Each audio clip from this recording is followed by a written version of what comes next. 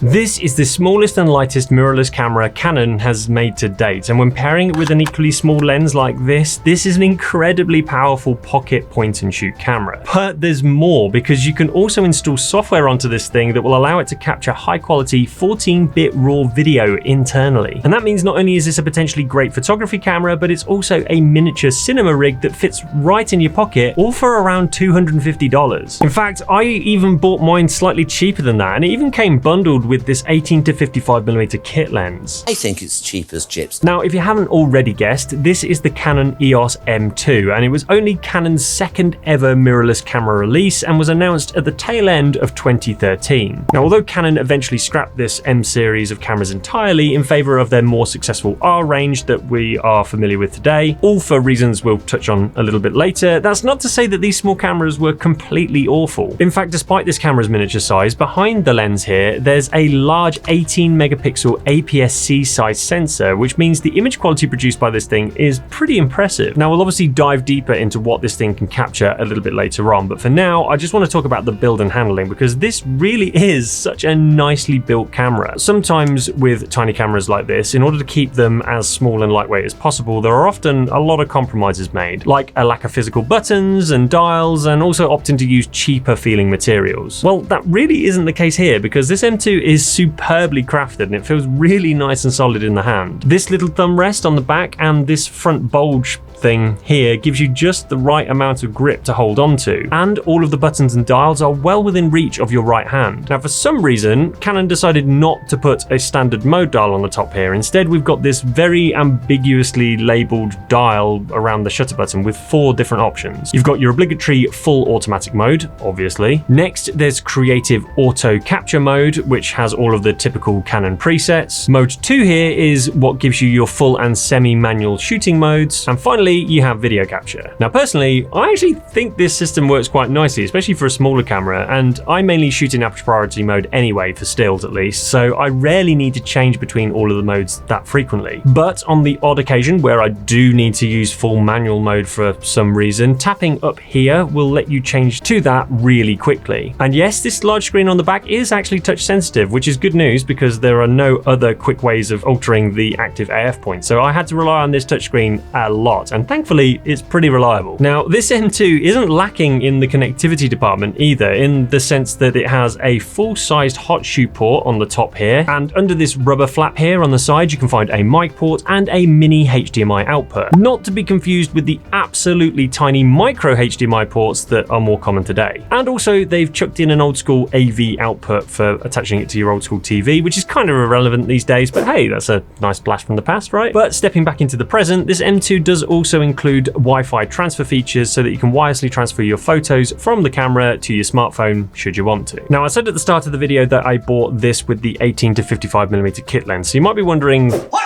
the f is that? Well, I also decided to buy this 22mm f2 lens because not only is it one of the smallest autofocus lenses you can get for this system, but once you factor in the 1.6 times crop, it produces images with a field of view that's closer to that of a 35mm lens on a full frame camera, which happens to be one of my all-time favorite focal lens. Now, this lens set me back just under $140, so it wasn't horrendously expensive, but if that's still out of your budget, then another option would be to consider getting a Canon M to EF mount lens adapter. That way you'll be able to use older Canon DSLR glass on this camera, which not only opens you up to a whole load of lens options, but they're also typically a lot cheaper. Anyway, what's the image quality like on this thing? Well, I was lucky enough to be able to tag along on a shoot with my friend Alex, who is better known on YouTube as the Car Creative. And if you happen to be into car photography or just cars in general, definitely check this guy out. Now, he was happy for me to just tag along and take a few shots using this tiny little M2, which was a great way to test it out. After getting back from the shoot, whilst editing all the photos that I took, it gave me a great opportunity to try out this brand new C7 Pro office chair, which was sent to me by FlexiSpot, who are also the sponsors of today's episode. Now, when FlexiSpot offered to send me this chair, I will admit, a little bit skeptical because I've owned a fair amount of office chairs in my time and they never end up being very comfortable to sit in for long periods of time. But this thing is different because it has a whole bunch of ergonomically designed features to maximize your comfort, including this adjustable lumbar support at the back here to cradle your back, as well as being made from this breathable mesh material that not only molds to your body, but also helps to promote airflow. Now, although the base does come in a mesh option, I opted for the foam base. And that's because I have the boniest arse known to man, and this provides me with a lot more comfort when sitting for longer periods of time. Oh, and this bit is adjustable too. In fact, most of this chair is adjustable to fit your own body shape. Now, the good part about all of this is you don't really have to take my word for it, because FlexiSpot offers a 30-day return policy, so you can try out one of these chairs for yourself with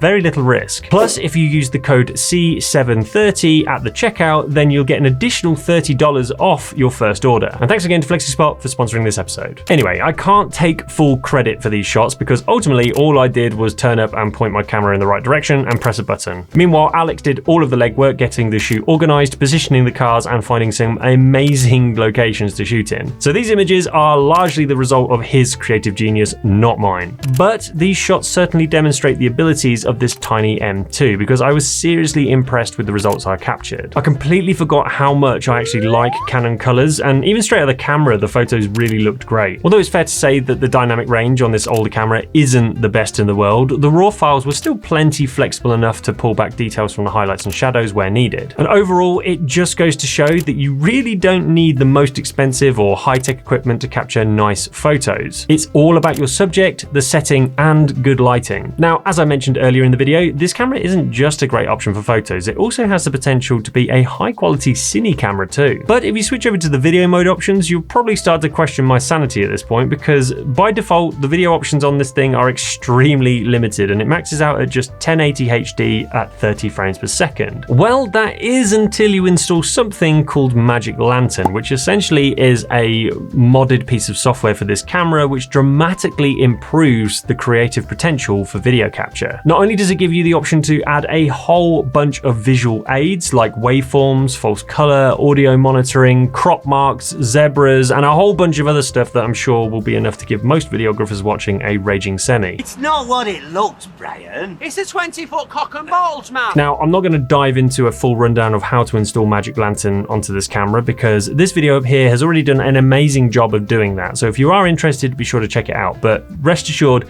it's a very simple process. However, the main thing I want to highlight is that with this mod now installed, you can capture 1080 HD raw video and even 4K anamorphic. Unfortunately, the 4K option is still a little bit buggy and doesn't work all that well. So I found that I was relying more on the 1080 raw footage capture that this thing churns out because that is more than enough for most types of video capture. Now, if you're looking for something that's able to create high quality footage for reels or short form content, then this is a pretty cool little setup because it offers you way more flexibility in post than just the vanilla recording settings. All of that said, if shooting in 4K footage is an absolute must for you, then ironically, you might be better off getting the predecessor to this camera, and that's the Canon EOS M. And that's because the version of Magic Lantern for the M is a bit more developed than this version for the M2, and therefore you get a much greater list of output options, including 4 and even 5K video recording. Now, I don't own the EOS M myself, but I know that it's roughly the same shape and size as this, albeit a few grams heavier and a few millimeters larger. Though ironically, due to them being more sought after, probably because of this Magic Lantern mod, they do tend to be around $50 to $100 more expensive. Although the camera itself lacks any IBIS system, most of the lenses in this M range came with built-in image stabilization, including the 18 to 55mm kit lens. Now, unfortunately, the 22mm that I bought is the exception to the rule because this doesn't have any image stabilization built in, but I found that it's small and lightweight enough that you don't really get any camera shake anyway. So after seeing just how capable this little camera is, why did it fail? Well, there are a few reasons, to be honest. Firstly, Canon was just way too late to the party, and the likes of Panasonic, Sony, Samsung, and Olympus were already making a lot of ground in the newly emerging mirrorless camera market. These small cameras didn't really offer anything new or innovative, so most people just stuck to their tried and trusted DSLRs, or they went elsewhere in search of a camera system that offers a more enticing list of specs and features. Also, compared to other cameras released around the same time as this, the AF on this thing is pretty bad. Dual pixel AF just wasn't a thing yet, so this had to make do with a fairly primitive contrast detect AF system that certainly isn't terrible, but also isn't the best either. But despite all of that, fast forward to 2024, and with some light modifications, in my opinion at least, this once overlooked camera is now an affordable powerhouse that is certainly worth considering for creatives shopping on a budget.